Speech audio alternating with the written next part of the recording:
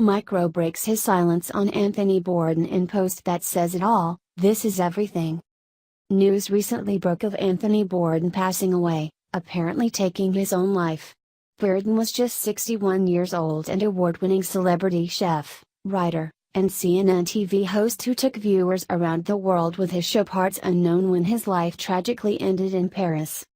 CNN announced in a statement regarding Bourdain's DH, "It is with extraordinary sadness we can confirm the DH of our friend and colleague, Anthony Bourdain.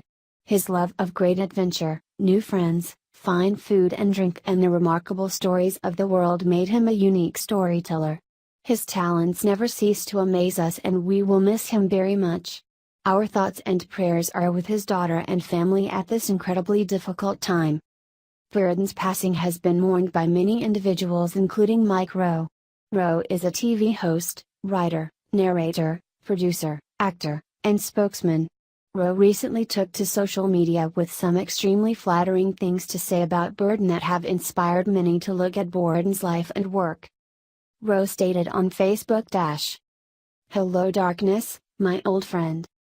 On a hot night in 2005, after a long day of spelunking through the septic tanks of Wisconsin, I retired to my suite at the Motel 6, to wallow in the perks of my chosen profession. First, there was the tepid shower, followed by another. Then, there was the tepid beer, followed by another.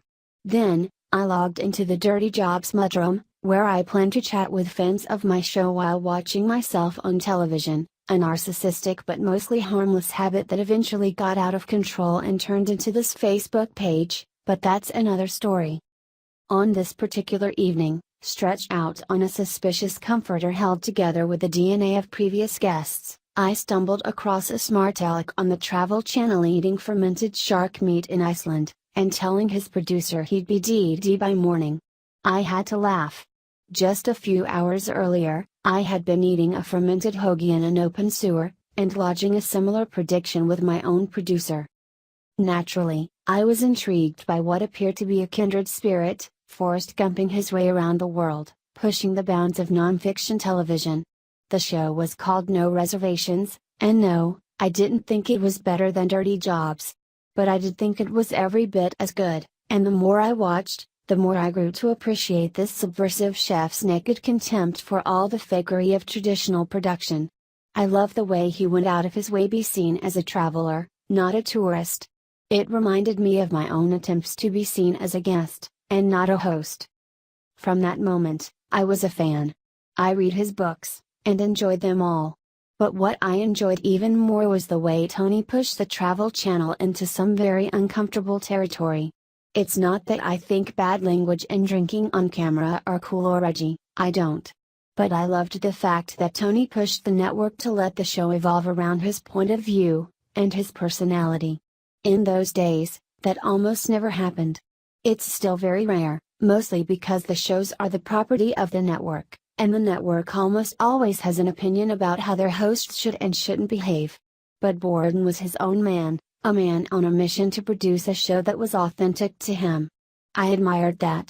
I also admired the way he pushed back when his name and likeness were used to sell Cadillacs without his permission. Bit.ly weblinked he had integrity, and was unafraid to walk away from a steady gig when he believed he was in the right. I think my favorite thing he ever did was an episode for Parts Unknown. Tony goes scuba diving for octopi in Sicily, with the help of a local producer. But when there are no octopi to be found on the sea floor, the producer starts dropping them off the side of the boat. Imagine the scene. Bourdain is 20 feet down with his cameraman, when store-bought, frozen octopi begin to float slowly by. It's absurd, but precisely what a typical producer in my industry would do to salvage a scene. Bourdain, however, is appalled, and does the only sensible thing he can: he drinks through the rest of the episode, heavily. Later, in voiceover, he reveals the botched attempt to fool the viewer by airing the raw footage. It's the most honest thing I've ever seen, in a genre that stages 95% of what it presents as real. Full disclosure, I don't know Tony well enough to eulogize him. We met a few times, here and there, shared a few drinks, and complimented each other on our respective careers. We disagreed on plenty, but we approached nonfiction television the same way. We both looked askance at rehearsals, scripts, executive oversight, and most of all, second takes. And we both tried to use our platforms to do more than entertain. A few years ago, at an event in New York, we traded war stories over some better than average bourbon. I asked Tony about the warthog anus he ate in Namibia, and whether or not the subsequent antibiotics did the trick. Hard to know, he said. By then, I'd developed a kind of natural immunity. What about you? Still keeping the Hep A at bay? So far so good, I said. My problems these days are mostly with PETA. Tony laughed. Don't get me started. They've got a file on me the size of a phone book. We talked about the importance of showing people where their food comes from.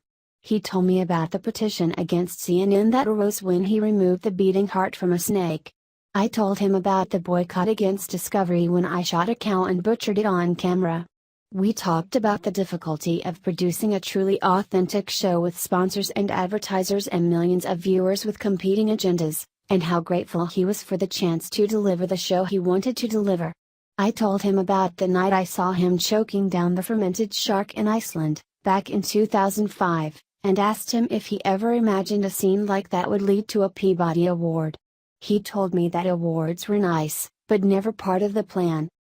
I was mostly trying to amuse myself, he said. I just wanted to do a show that I could be proud of. Yesterday, when I heard he'd hung himself, I thought about the first time I saw No Reservations, while I was stretched out on that suspicious comforter in a Motel 6 outside Madison. I just found the clip on YouTube, and watched it again, this time from the comfort of a leather sofa, where the only DNA present was my own. I couldn't help but notice the title of the episode, Hello Darkness, My Old Friend. Old friends, it seems, have a way of reuniting. Tragically, in this case. My sympathies to his loved ones, and to his millions of fans trying to make sense of the inexplicable. His was a truly unique voice, and I'll be among those who miss it. Mike,